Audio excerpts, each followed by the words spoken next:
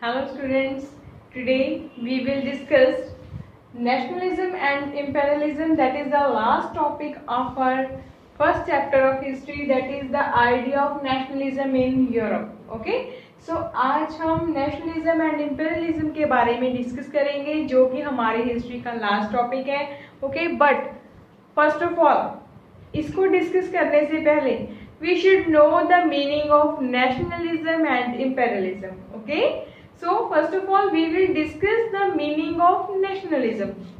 What is nationalism? Nationalism is the identification with one's own nation. Nationalism क्या है?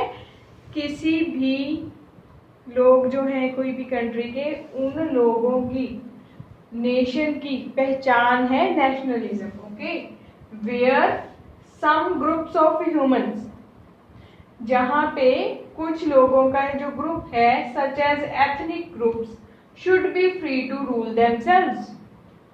वो क्या चाहते हैं कि वो खुद से आज़ादी से रूल कर सकें अपनी कंट्री पे. Okay, so now we will come on the meaning of imperialism. Okay, imperialism क्या है? कहते हैं imperialism a policy of extending a country's power. Imperialism क्या है? कंट्री की पावर को एक्सटेंड करने वाली policy and influence through colonization, जो कि बाकी कंट्रीज को कॉलोनाइजेशन के थ्रू इन्फ्लुएंस करता है. यूज ऑफ मिलिट्री फोर्स, और कंट्रीज को कॉलोनाइज कैसे करता है? मिलिट्री फोर्स के यूज से और अदर मीन्स के थ्रू. सो बेसिकली अगर हम सिंपल फॉर्म में इंपेरियलिज्म को समझें तो what is imperialism? Imperialism is the dominance of the one country over the other countries in economic ways and political ways. Okay, that is called imperialism. Fine. So ये तो थी nationalism and imperialism की definition. अब हम चलते हैं features of last quarter of 19th century, क्योंकि हमें पता है कि हम चैप्टर कर रहे हैं the idea of nationalism in Europe. ठीक है ना, कि यूरोप में नेशनलिज्म का आइडिया कैसे आया था वो हमें पता है कि लिबरल्स लेके आए थे. ओके, सो अब यहाँ पे नेशनलिज्म जो है, जबकि फ्रांस ने हेल्प की थी यूरोप में लोगों की, ठीक है, उनको आज़ादी दिलवाने के लिए, और नेशनलिज्म का आइडिया लेके आए वो लोग. ठीक, तो यहाँ पे लेकिन अब बात हो रही है कि नेशनलिज्म जो है वो इंपेरियलिज्म में अलाइन कैसे हो गया. ठीक है, सो उसके लिए पहले हम डिस्कस करेंगे कि मिड ऑफ द, यहाँ पे लिखा है last quarter of the 19th century. 19th century के लास्ट क्वार्टर के क्या क्या फीचर्स रहे जिन्होंने कि इंपेरियलिज्म को इंक्रीज किया. ओके, सो वो है nationalism was no longer retained its idealistic liberal democratic sentiment. Nationalism जो है अब उसकी जो इनिशियली वैल्यूज थी नेशनलिज्म की, जो जिस फीलिंग से नेशनलिज्म बना था, जिन हम कह सकते हैं कि जिन फॉर्म्स में नेशनलिज्म डेवलप हुआ था, जो आइडिया से नेशनलिज्म के, वो लिबरल डेमोक्रेटिक सेंटिमेंट्स ज्यादा देर तक इसमें नहीं रहे. क्यों? क्योंकि नेशनलिज्म को एक फुटबॉल बना लिया गया था. कभी लिबरल्स उनके साथ खेल रहे थे तो कभी कंजर्वेटिव्स. ठीक है, तो इन दोनों ग्रुप्स में नेशनलिज्म जो था, दोनों ही ग्रुप्स ने अपने अपने मतलब के लिए इसको यूज किया. सो जिस वजह से जो इसकी ओरिजिनल आइडेंटिफिकेशन थी, जो आइडियल वैल्यूज थी नेशनलिज्म की, वो क्या हो गई? रिटेन हो गई. ठीक है, so but became narrow print with limited ends, और इसके साथ साथ इसका दायरा छोटा हो गया और लिमिटेड एंड्स हो गई इसकी. ठीक है, सो उसके बाद क्या है? Major European powers. अब उसके बाद क्या हुआ? ये जो मेजर यूरोपियन पावर्स थी, यूरोपियन पावर्स कौन कौन सी? Like Russia, Germany, England, Austro Hungary. ठीक है, इन्होंने क्या किया? Manipulates the aspiration of other nationals. इन्होंने बाकी नेशनल नेशंस को मैनिपुलेट करना शुरू कर दिया. ठीक है, क्यों? To boost their imperialistic aims. अपने इंपेरियलिस्ट एम्स जो थे उनको बूस्ट करने के लिए इन्होंने बाकी नेशंस को क्या करना शुरू कर दिया? मैनिपुलेट करना शुरू कर दिया. और इसके अलावा जब ये नेशनलिज्म जो था, क्योंकि ये अब नैरो ग्रिड तक पहुंच चुका था, तो इस वजह से नेशनलिस्ट ग्रुप्स जो थे become increasingly intolerant of each other. अब ये जो नेशनलिस्ट ग्रुप्स थे जो कि नेशनलिज्म को फॉलो कर रहे थे, उन ग्रुप्स ने भी क्या करना शुरू कर दिया, उन ग्रुप्स ने एक दूसरे को असहन करना शुरू कर दिया। वो सहन ही नहीं कर पा रहे थे एक दूसरे को। इंटॉलरेंस इतनी बढ़ गई थी, बढ़ती ही चली गई कि अब वो एक दूसरे को देखना भी बर्दाश्त नहीं कर रहे थे। ठीक है, सो इसका फायदा किसने उठाया, मेजर यूरोपियन पावर्स ने। अब ये जो मेजर यूरोपियन पावर्स थी, ये जो बाकी छोटे छोटे नेशंस जो थे उनको कॉलोनाइज करना शुरू कर दिया इन्होंने। ठीक है, और उनको मैनिपुलेट करना शुरू कर दिया। क्यों? क्योंकि ये अपने इंपीरियलिस्ट जो एम था उसको बूस्ट करना चाहती थी। ओके, सो अब ये जो इनका एम जो था वो पहले हमें कहाँ देखने को मिलता है, कॉन्फ्लिक्ट ओवर बाल्कन 1871। अब ये बाल्कन क्या है, बाल्कन बेसिकली एक इंडिपेंडेंट नेशन था जिसमें कि बहुत सारे रीजनल वेराइटीज के लोग रहते थे। लाइक हम अगर जैसे इंडिया की बात करें, इंडिया में बहुत सारे रीजन्स के, बहुत सारे कास्ट के, लैंग्वेज के लोग रहते हैं ना, तो ऐसे ही बाल्कन 1871 में वहाँ पे कॉन्फ्लिक्ट हुआ जहाँ पे बहुत सारे एथनिक एंड ज्योग्राफिकल वेरिएशंस थी। ठीक है, बाल्कन में क्या थे, reasons of geographical and ethnic variation consist of modern day. अब वहां पे कौन कौन से लोग रहते थे, लाइक रोमानिया, बुल्गारिया। ठीक है, जब जो कोई खतरों के खिलाड़ी देखता होगा आजकल इस सीजन में, वो कहाँ पे हो रहा है, बुल्गारिया में। ठीक है, सो वैसे ही आपको नॉलेज के लिए बता रही हूँ।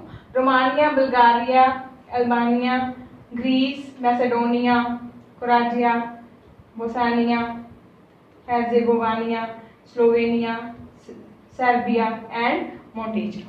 ठीक है, ये सारे रीजन्स जो हैं वो कहाँ रहते थे, बाल्कन्स में। अब ये इंडिपेंडेंट रीजन्स थे और ये आपस में इनमें कॉन्फ्लिक्ट हो गया। कॉन्फ्लिक्ट क्या हो गया कि ये सारे ही क्या चाहने लगे कि हमें क्या मिल जाए, फ्रीडम मिल जाए। ठीक है, क्योंकि इनको जो रूल कर रहा था बाल्कन्स में वो था ऑटोमन एम्पायर। ऑटोमन एम्पायर इनके ऊपर रूल कर रहा था।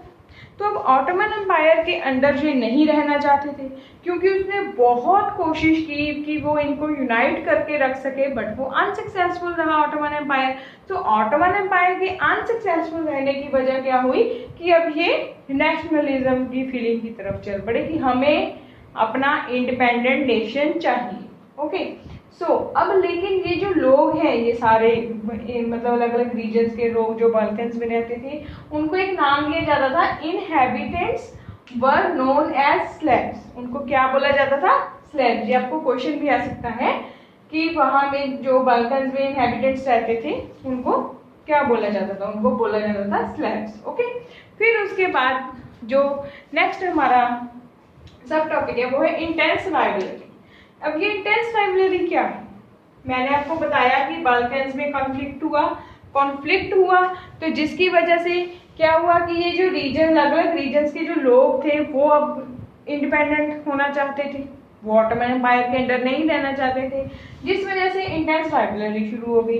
वो क्या थी, दे वर फेरियसली जेलस ऑफ ईच अदर।